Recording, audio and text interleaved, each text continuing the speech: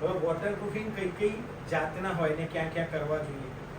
જો બહુ પહેલા કોલ્ટાર વોટરપ્રૂફિંગ હતું, ડામર સાંભળેલું? બહુ પહેલા ડામરના જ વોટરપ્રૂફિંગ હતા.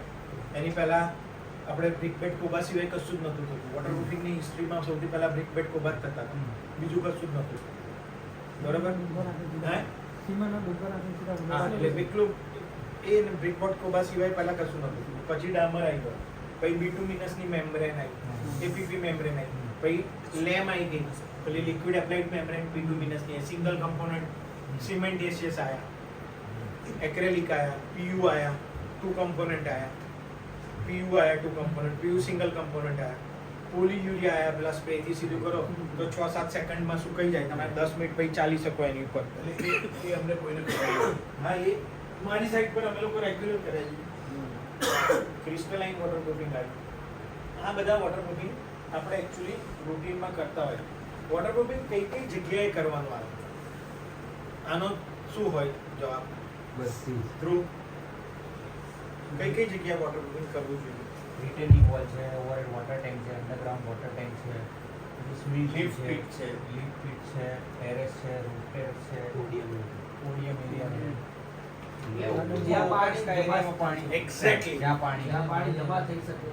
જ્યાં ભવિષ્યમાં પાણી અંદરથી બહાર નીકળે, કાં તો બહાર કે ઉપરથી, બહાર કાં તો ઉપરથી કે કોઈ પણ સાઈડથી, આઉટર સાઈડથી અંદર આવી શકે કે લીકેજ થઈ શકે, એ બધી જ જગ્યાએ વોટરપ્રૂફિંગ થાય. વોટરપ્રૂફિંગ કઈ ઇન્ડસ્ટ્રીમાં થાય? આવી ગયો ને, આ તો ખ્યાલ આવી ગયો ને. ફાઉન્ડેશન છે, બેઝમેન્ટ છે, podium, planter, retaining wall, fountain, swimming pool, water bodies, toilets, kitchen wash, balconies, terrace, સજ્જાસ, underground tank, overhead tank, any kind of infrastructure. એટલે મારું શેડ છે, ઇન્ડસ્ટ્રી છે. વોટરપ્રૂફિંગ કઈ ઇન્ડસ્ટ્રીમાં થાય?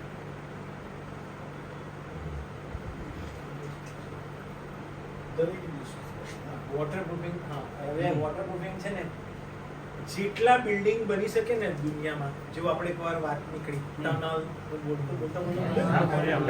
Dam, infrastructure, residential, commercial, shed છે, પીબી સ્ટ્રક્ચર છે, ફેબ્રિકેશનનું સ્ટ્રક્ચર છે, દુનિયામાં જેટલા બિલ્ડિંગ બની શકે ને એ બધામાં વોટરપ્રૂફિંગ થાય. એટલે અગેન હું તમને જે કહેવા માંગતો તે પ્રૂવ થયું કે આપણે ખાલી રેસિડેન્શિયલમાં કરીએ છીએ અને કોમર્શિયલમાં કરીએ. આટલું મોટું ખાવાનું છે, આટલું બધું ભગવાને દરિયો આપ્યો છે, અને આપણે હજુ એમાંય આપણે તો હજુ અડધું કરતા નહીં. બરોબર ને? એટલે આટલી મોટી ઇન્ડસ્ટ્રી છે. હલો, ભવિષ્ય મારે જે જોઈતું હોય ને એ મળી શકે એટલું મોટું ઉજળું. અને હવે હાઈ રાઈઝ થતા ગયા. અત્યારે શું થયું?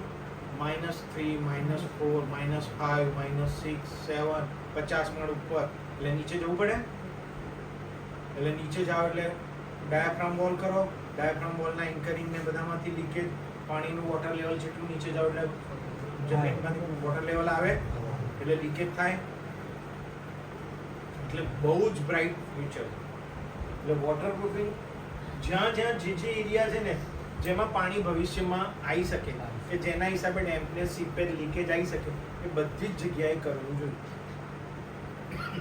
હાર્બર, રિવર, તમે ડેમ, એની અંદર જેટી, ખ્યાલ આવે ને કેટલા બધા સ્ટ્રક્ચર હોય કે જેમાં આપણે આ બધું કરવાનું થાય. આ તો આપણે આઉટ ઓફ કોર્સની અત્યારે વાત કરીએ, પણ એટલો મોટો સબ્જેક્ટ છે. એટલે બધી જ જગ્યાએ વોટરપ્રૂફિંગ થઈ શકે. બરાબર? તમારા